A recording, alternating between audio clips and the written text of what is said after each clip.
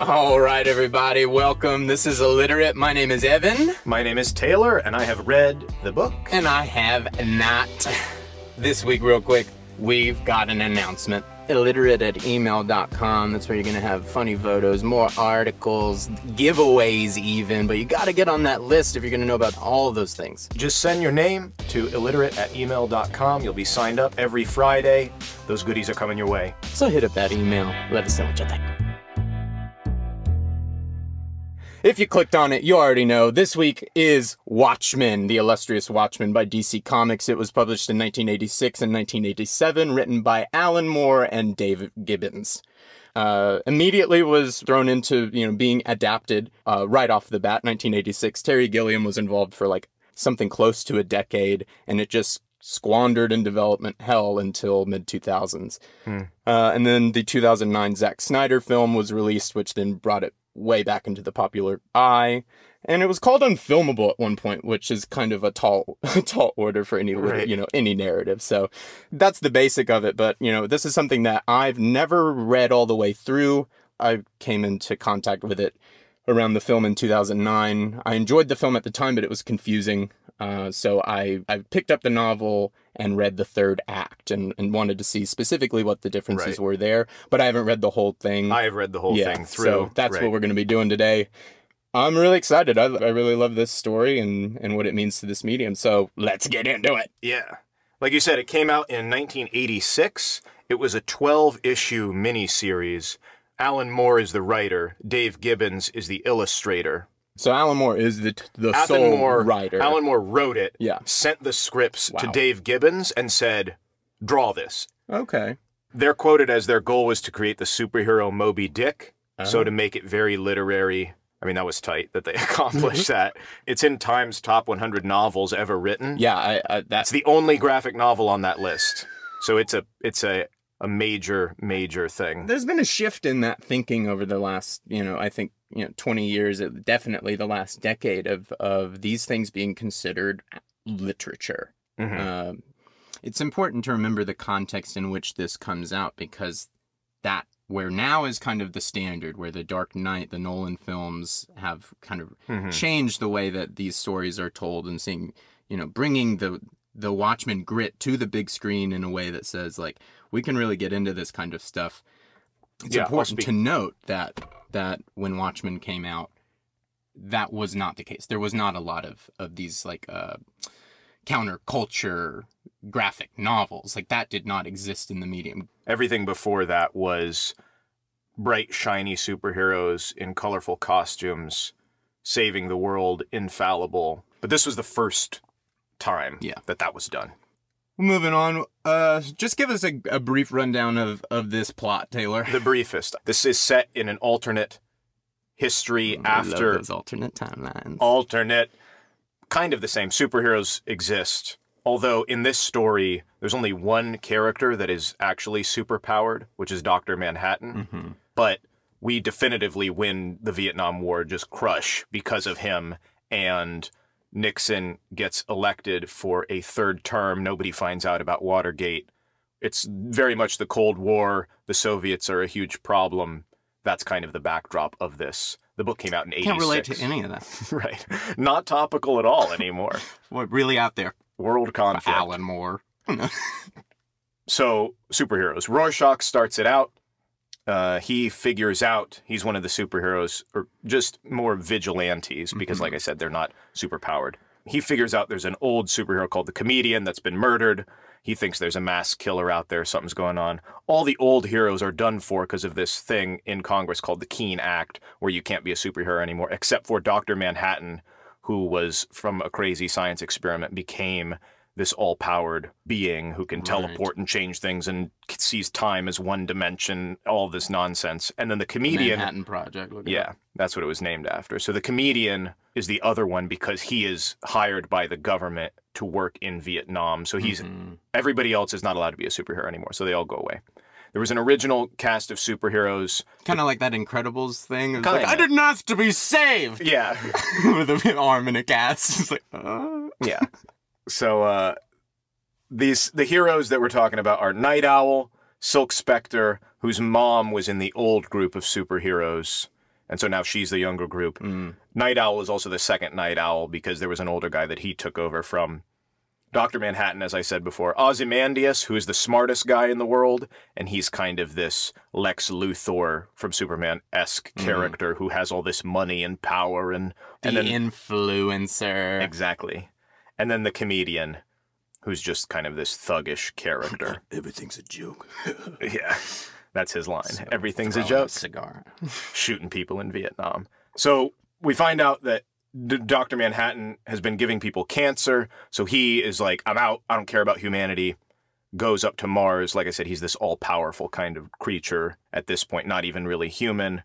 There's an attempt on Ozymandias' life, some assassin, so Rorschach is thinking, okay, all of this is true, there's somebody that's trying to kill off all these heroes.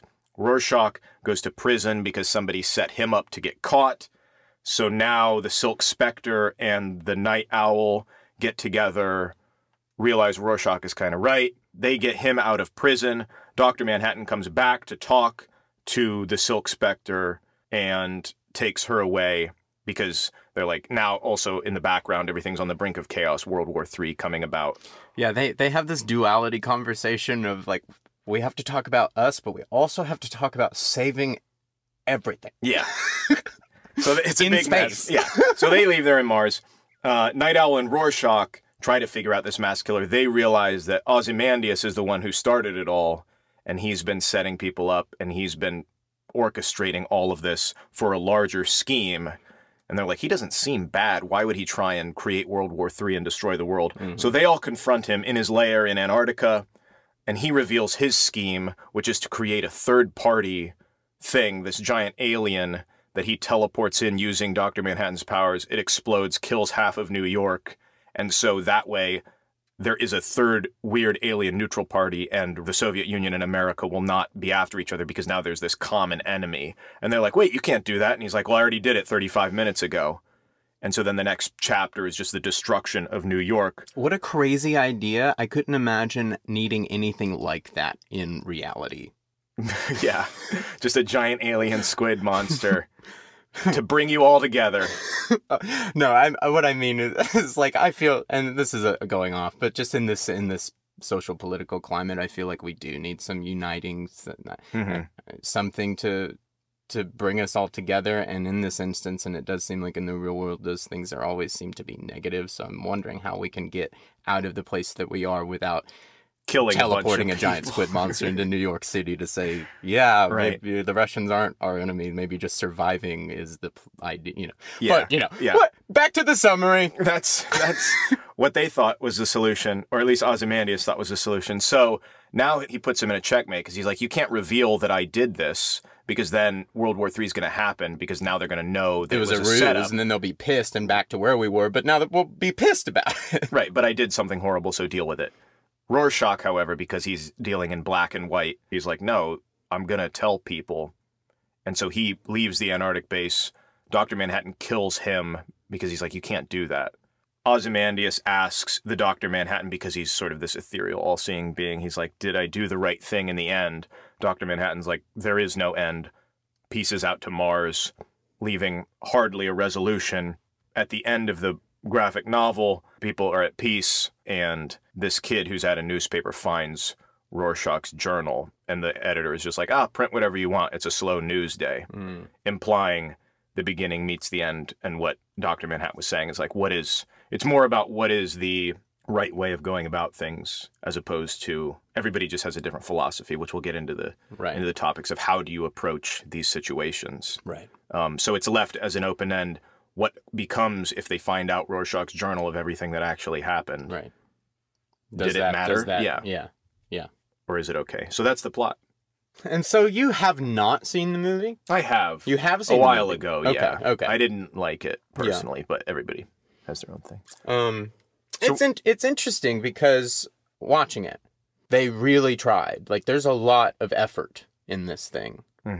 But it seems so massive, the undertaking, that it would be impossible to actually live up to it. So I think that's where I see Zack Snyder really having the struggle of, like, how can he use the medium of film Zack in Snyder the same is the way director. that, yeah, he's the director of the film. How could he use the medium of film on not the same way, but in a equivalent manner that Alan Moore used the format of graphic novels. Mm-hmm. That is where the real disconnect is, because generally just people don't think that going about it in that manner, that artistic, it's not equal. That people see what Alan Moore did, and they don't feel like you were using, like Zack Snyder was using the medium of film to that same level. Mm-hmm. I don't think anybody was exactly looking for it to, you cannot tell it the way it was told in the comic book. That is the point. That's when Alan Moore has been famously screaming since the moment it was published. Yeah. It's hard to put two different mediums on the same pedestal and try and make them work without addressing the fact that this is a different way of telling a story. Right. One of the big differences between the graphic novel and the film throughout the movie is this subverted theme of him working on energy that then comes into play at the end. They're using the power of Dr. Manhattan to create these light energy anomalies in major cities all throughout the globe. And those anomalies incinerate any humans that, they come in contact with. So it being all over the globe is supposed to be this unifying factor of like the two big forces coming together. So and blaming Dr. Manhattan for it as opposed to some third party. Exactly. So he's like Batman at the end of Dark Knight. He's like, I could be the hero they deserve. And then he rides off into the ether. Right.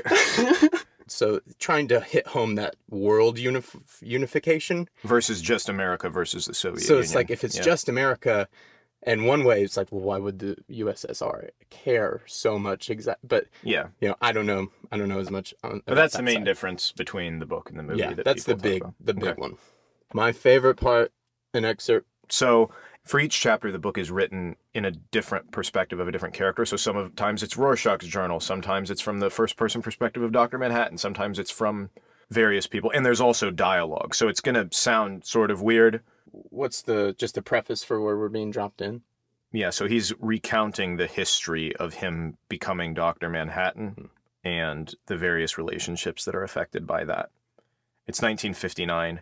Janie is handing me the glass. It's 1966, and she's packing, tearful, careless with anger. The photograph lies in the sand at my feet. It's 1969. I'm receiving news of my father's death. It's 1959. He's opening a telegram from the military informing him of his son's accidental disintegration. I never correct the mistake. In January 1971, President Nixon is asking me to intervene in Vietnam, while 10 years earlier, Kennedy is avoiding any mention of Cuba. The whole chapter, he kind of flips back and forth all over the place in time, because that's his perspective of the world. Right. But if I were to read a different section from Rorschach, it's more cut and dry to the point, kind of grungy. Right. Night Owl's perspective is a bit more, And you didn't see any of the pictures. That's what's crazy, is there's so much going on in all of these things. There's the narration, there's the text, there's the imagery that might be a counterpoint to the text. There's all the different ways that it's framed out on the page. That's just the nature of the medium. So this is a weird one to read a sample text of, because it is a graphic novel. Yeah, the format is very it's hard to get across without seeing it. I would hold the book up to the microphone if it was a camera, but there it is. All right, moving on. We're going to move into our main topics here. First topic is that smiley face you see all the time. Biggest question, what in the world is that? So it starts out at the beginning, it's the comedian's button, and then when he gets thrown out the window and murdered, it's his blood that's on there. And everything in this book is very symbolic or has an allegory or relates to something else.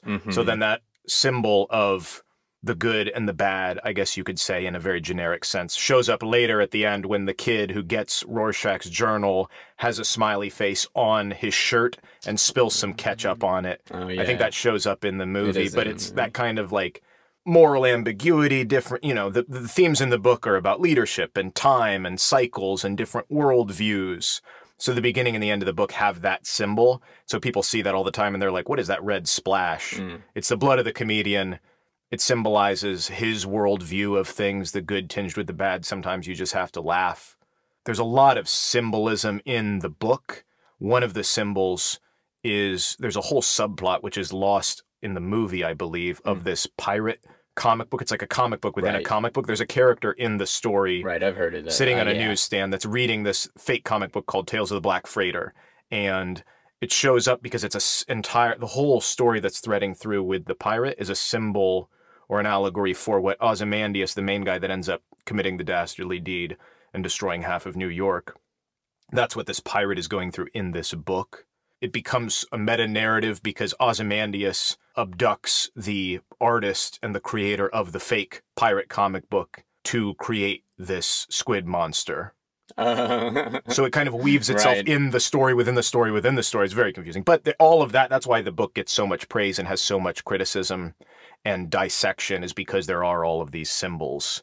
And It's like deceivingly complex. yeah, Alan Moore and Dave Gibbons, in an interview, they were like, yeah, we started writing it, and then once we got through it, we realized all of these other places that we could put stuff in. So they found these ways to integrate all these different things. That's But yeah, the awesome. book has a ton of symbolism, but that's what the smiley face you see all the time is about. I have one. I have one of them. They probably sold so many. Oh man. Oh my god. Because when I first saw it, I was like, what is this, Walmart? Or It's what is everywhere. it? Yeah. Who knows? I remember when the DVD for the movie was coming out and like release parties, and like that's like the basic minimum swag that they're just throwing to mass crowds. Yeah. The button. So topic number 2, Unfilmable. Alan Moore is quoted as saying, if we only see comics in relation to movies, then the best they'll ever be are films that don't move. Which is shots fired. Shots fired for sure, but I just think that's missing the forest for the trees, because the important thing here is the story, and that story is filmable. Right.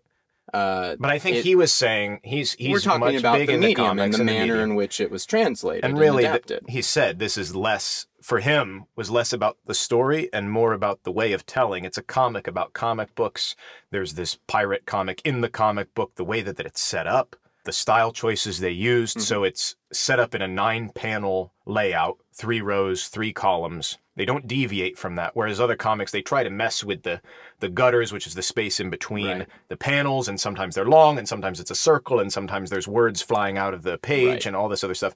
They don't mess with that except for very specific instances. So, for example, there's book 5, it's called Fateful Symmetry, has to do with Rorschach's backstory. It is a perfectly symmetrical comic, meaning the middle pages line up and then filtering out that way. So if you flip from the front page to the last page, they'd be mirrored in terms of what's going on in each panel. That's pretty nuts. In each of the pages, all And the it way all down to the middle. culminizes- Yeah. The color palette, traditional comic books were the red, blue, yellow for printing, or those are just the primary colors. That's what you base colors off of. Most of their comic is the purple, green, and orange, Yeah, which that's gives it secondary this power. very strange feel. They, of course, use the other colors, but if it's a red Makes you panel, it's uncomfortable. all red, and it's like, this is very important. But that's when they use primary for really specific reasons, so it does jump out at you. Yeah, for being and the totally color is different. the cover is bright yellow, drawing your attention. Blinding. Too much. I think we totally are. We're getting our hands on cinema as a medium to where like we are figuring out what makes a movie so well now. We can translate that format to a Let's see, different because way. you said it could be a HBO. movie You about said movies. HBO is coming out with something Right. this year. It all depends. Yeah, it's supposed to be this That'll year. be interesting. But it all depends on who the filmmaker is. It's like not every filmmaker can tell a story like that. It takes a very, Zack Snyder ain't the guy. He can tell that story, and I think he successfully told that story in its beats. I think he does get the emotion, like we said, but it's not constructed in a way that is equivalent to how they use the medium in Like the graphic this is a novel. literary. It is not a meditative piece. It is not a thinking back and showing you subliminal images. Like that would be what Watchmen would be on a movie. Unfilmable? Unfilmable. Perhaps. Mate, Contentious. Unfilmable pertaining to The the definitions format, of but that is not Yeah. translate. You have to use the properties of the medium. Who knows? We'll find out. Topic number 3. What? No ads?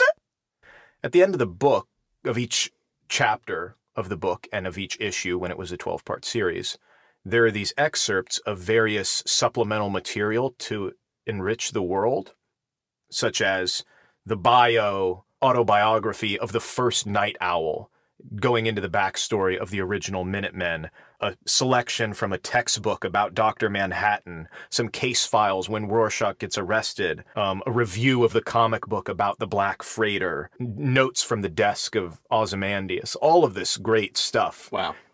And I looked it up, and the reason is because they couldn't sell ads. Normally, there's all these ads in the back 9 pages, but DC couldn't sell ads, so they were going to have a big letter writing section. But then the editor was worried because it would do a disservice if people wrote in letters for the last 4, so they just put in all this extra supplemental material. That just enriches. And it's so good. Oh, man. Yeah. Yeah, I was wondering about that because I knew, then I mentioned earlier the Rorschach's journal, but I knew that at the ends of these issues there were these supplemental materials that do add to it, but I wasn't sure what, I didn't know what they were. Yeah, they're all over. Yeah, you get that feel from the movie, and certainly the opening of the film. It definitely has, you feel the history of it, that feels like these are worn people, and so it's interesting that tactile nature did translate in some way to the film. Like you talking about it, like and me having seen now the images in the novel and seen the movie, it's like it seems to, like, in some ways all just enrich the same story in my mind, not viewing it so separately of just like the film, the graphic novel, it's all creating the idea of this one story in my mind, not necessarily a separate thing. Imagine anything in your hands, your phone, the magazine, book, whatever it is. Imagine looking through it and no one selling you anything. It's just what you came there for, and that's it. Yeah. I want to live in that world again. We'll get the graphic novel. Anyway. Yeah. Topic number 4, super philosophy. The characters in this book, and a lot of what these college courses are all about, is the different ways that they go about interpreting the world. I'll just run through kind of what they are and what they represent in the world. And I don't know that much about philosophy, so I'm going to destroy any of this. If you have a philosophy major, you're going to be crushing your glass in your hand. Send us a picture of your bloody fist. He said it wrong. illiterate@email.com. So, Rorschach, black and white. Deontological is duty. The means justify the end. Doing it because it's the right thing, barring the consequence. Black and white. Which is why he's like, people have to know that Ozymandias did this. It's the truth. It's the truth. I find it's myself my job on that crusade constantly, and like, and asking myself that question of like, does it matter? Yeah. Ozymandias, utilitarian. The end justifies the means. Giant squid killing people. It's for the greater good. Dr. Manhattan, determinism. Everything's fated. He can see time in all directions. Yeah. There's no point because it's going around in a circle. Kind of pretentious. All time is all at once. You can have no effect. That's his thing. Like it's like every time he's talking, it's like as if he's just got like this little tear just trembling on the edge of his eyelid. He's no longer human. Yeah, in the book. he's just it's everything and nothing all at the same time. What an infuriating, like, I feel so much for Silk Spectre. Yeah. In that moment of just trying to reason with this inhuman, just unrelenting force of. And this is a genuine way to think about things, is that everything is predestined. But these characters, because they are characters in a story, take it to the extreme so that we can see it. Right. Comedian, nihilism, everything's screwed, so just laugh at it. Who cares? Gravelly voice, cigarette. We're all gonna be dead soon anyway.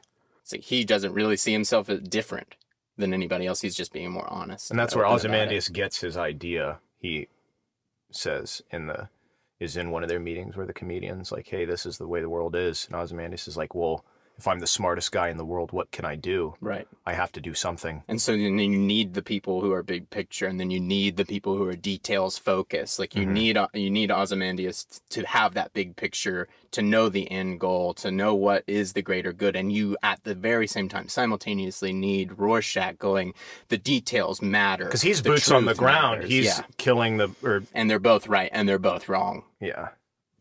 I mean, it's fantastic. It's fantastic. There's also two other characters. Night Owl, which is virtue ethics, the kind of classic superhero. I'm doing it because it's the right thing. Silk Spectre, ethics of care, how it affects other people. I'm not as familiar with that, but it is a slight variation. I think me and her could do some talking.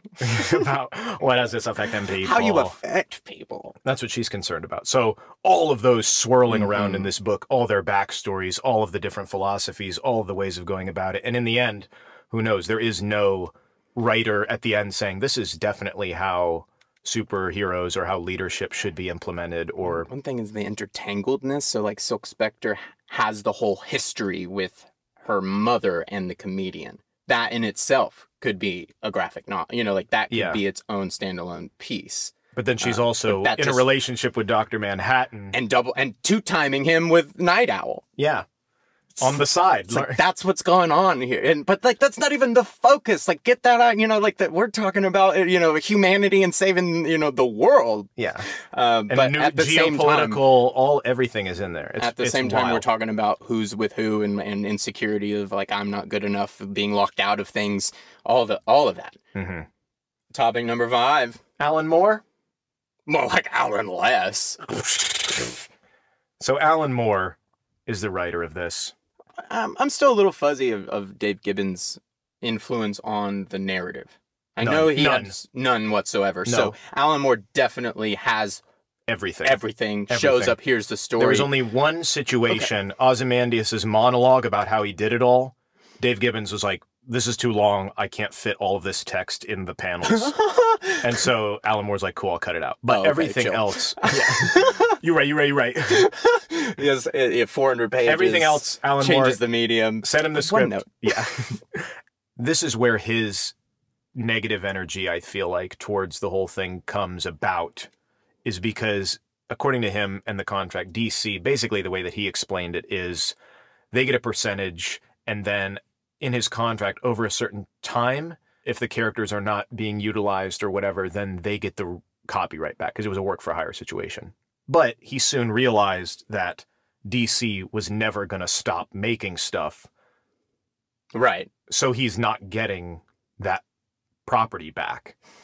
And so that's where he has the resentment towards, oh, they're making this movie and they're doing this stuff and they have a prequel series. Right. And they have a sequel series. And they have a video game. And they have all this stuff. And motion comic. And there's none of this stuff has any of his... Dave Gibbons is not as precious about it. And he's like, yeah, it's fine. But...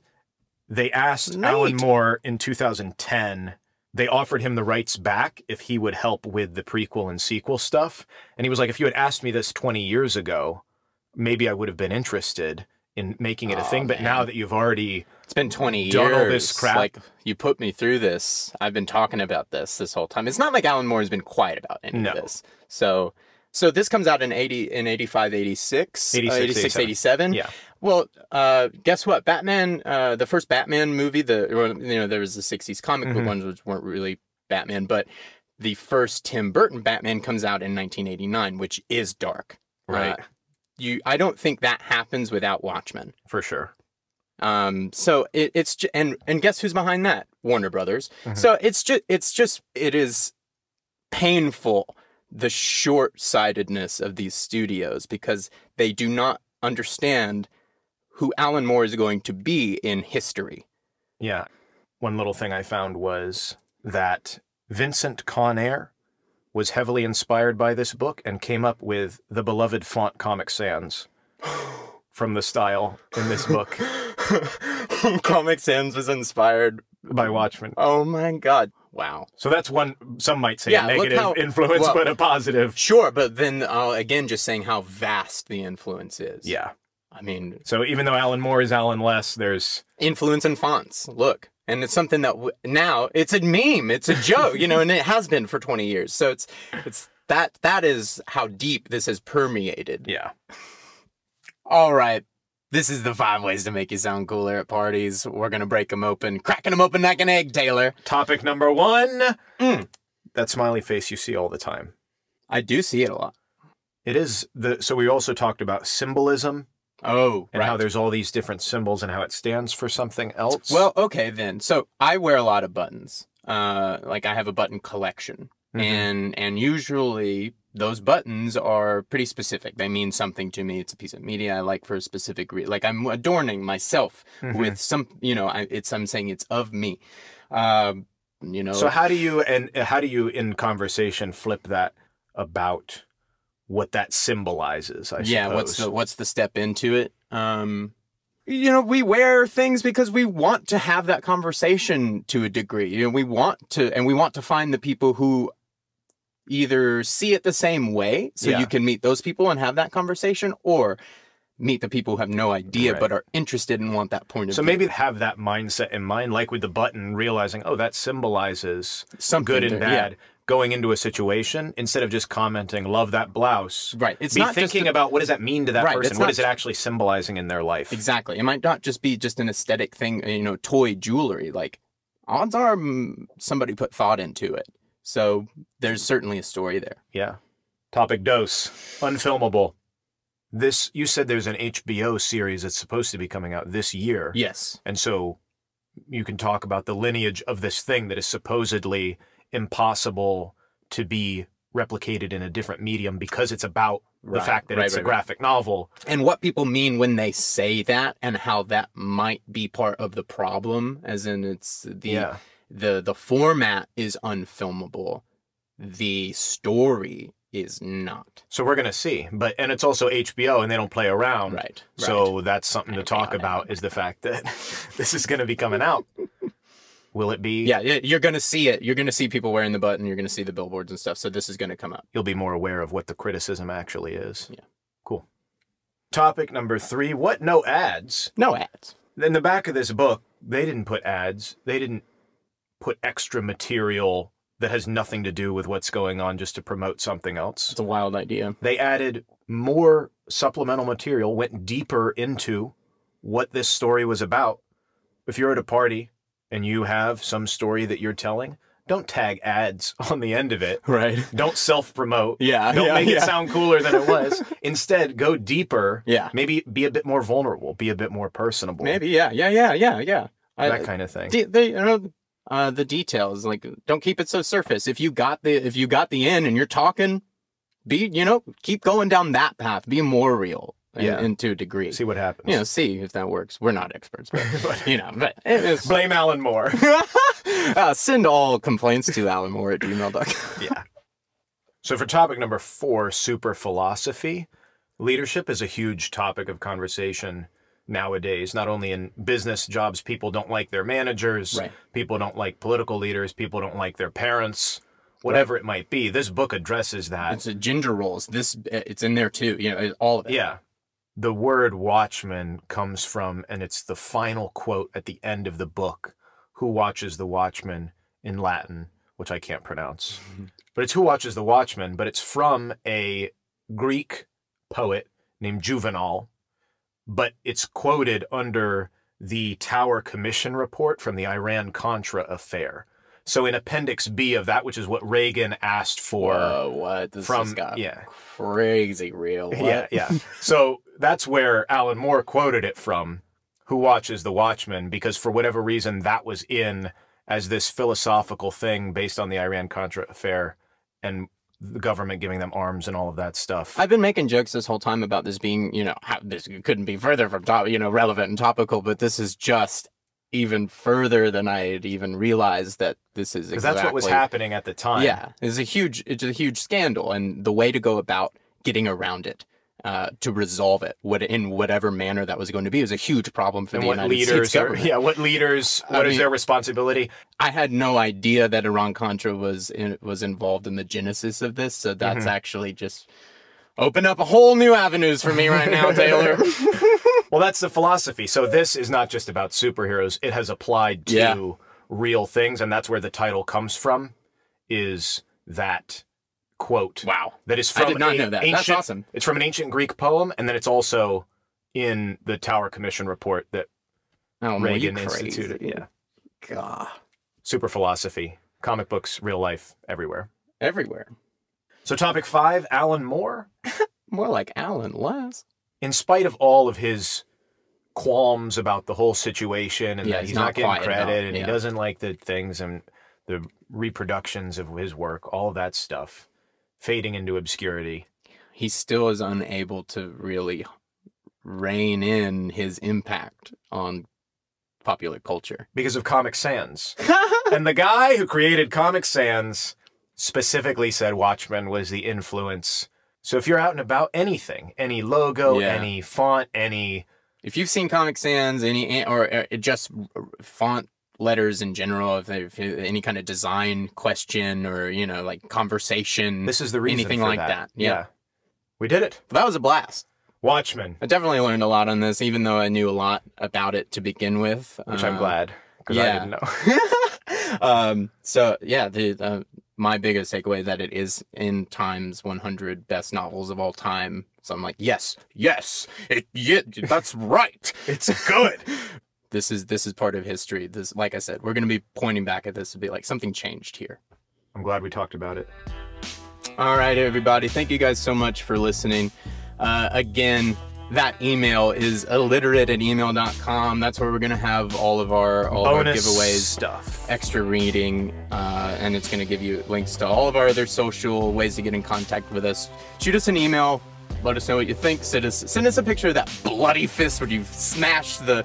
What was it? I forget why you'd be mad, but philosophy. Yeah. No! But yeah, shoot us an email, shoot us something, talk to us. Thanks for listening. Peace. Peace, guys.